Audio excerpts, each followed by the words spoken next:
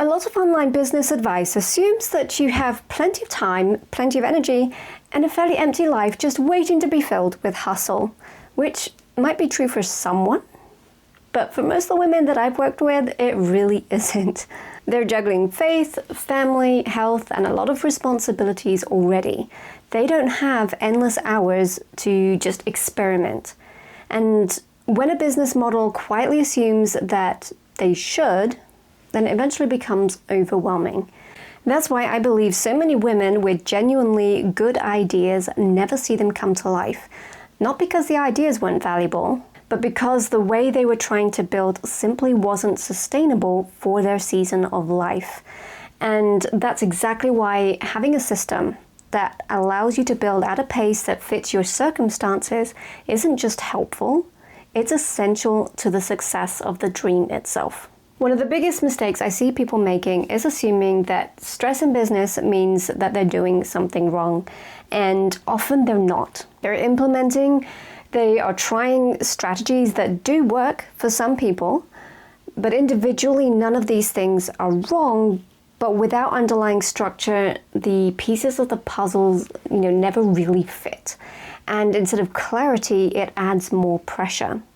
You're constantly wondering what to focus on next, whether you should be launching again, whether you should be posting more, why your social media posts aren't getting seen, let alone going viral.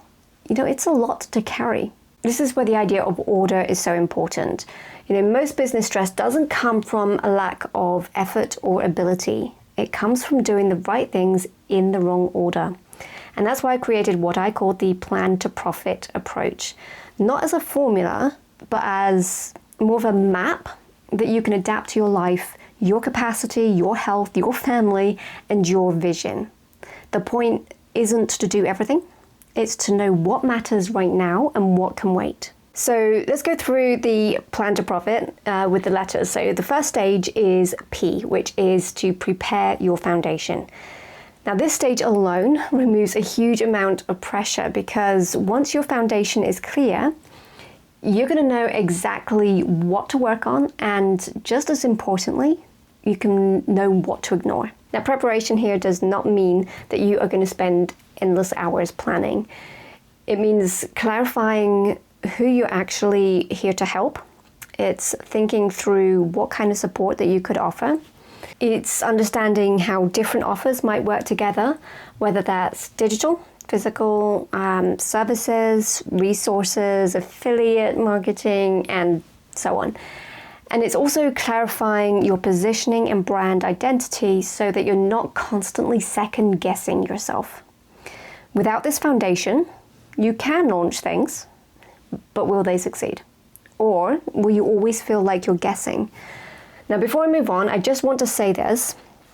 If this part is already resonating with you, if the idea of building on solid foundations that fit your life sounds like a relief, then you can explore more about the Plan to Profit system using the link below this video. It is designed to support you through each stage without overwhelming you. Now the next letter in plan is L, and that refers to launching your first offer.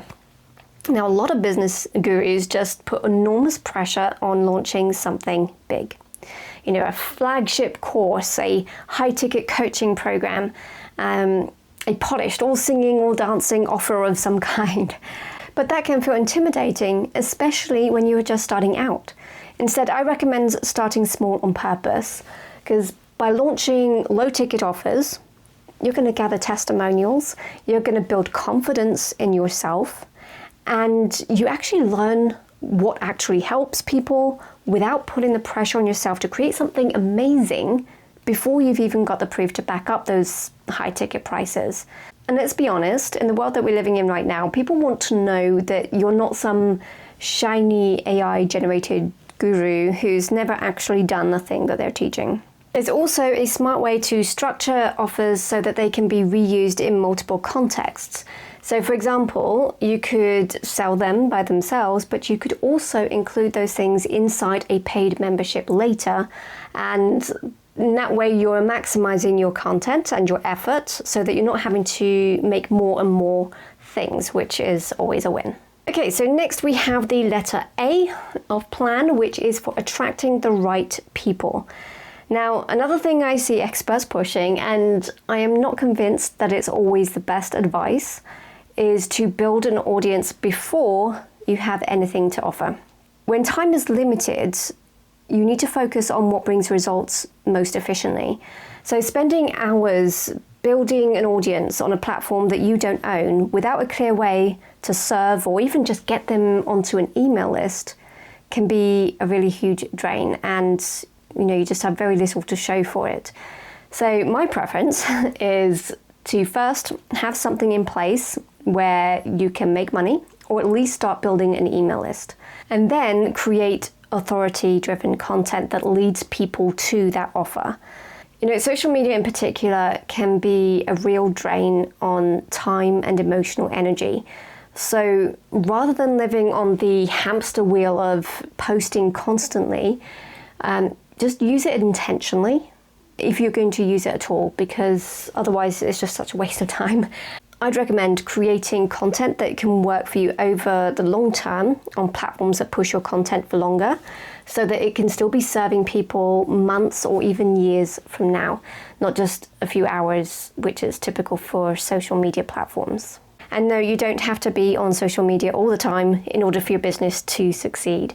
I think that idea alone, that you have to be on social media and posting constantly, has brought a lot of unnecessary stress into the online space, and I honestly don't recommend it.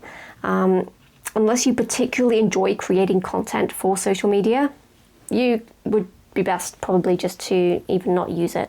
And then we have the letter N, which is to nurture and grow what you've built. Now, this is where sustainability really takes root. Instead of adding more offers just for the sake of it, you grow based on what your clients actually are telling you that they need.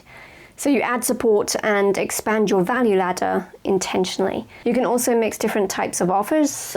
That could be courses, products, resources, affiliate offers, services, or really anything.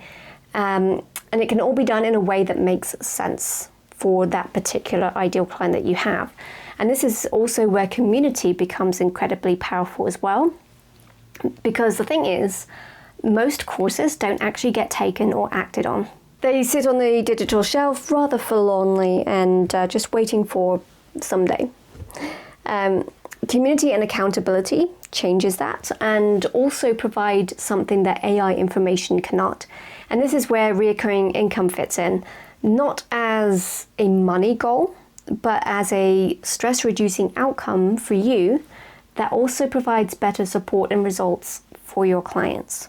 Now, some people worry that starting with low-cost offers means that you can't build a meaningful business that gives you time or financial freedom.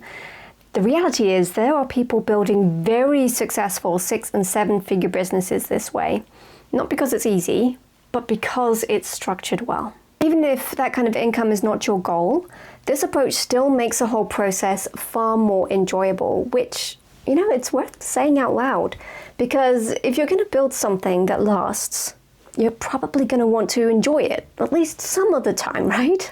So anyway, this is why I see the plan to profit system as a kind of business plan for real life. One that assumes limited time, real responsibilities, and prioritizes things that matter to you. Now, if this approach resonates, you can get access to the full system for less than the cost of a takeaway or a family meal out, at least at the time of this recording. And you can check the link below to see if that's still available.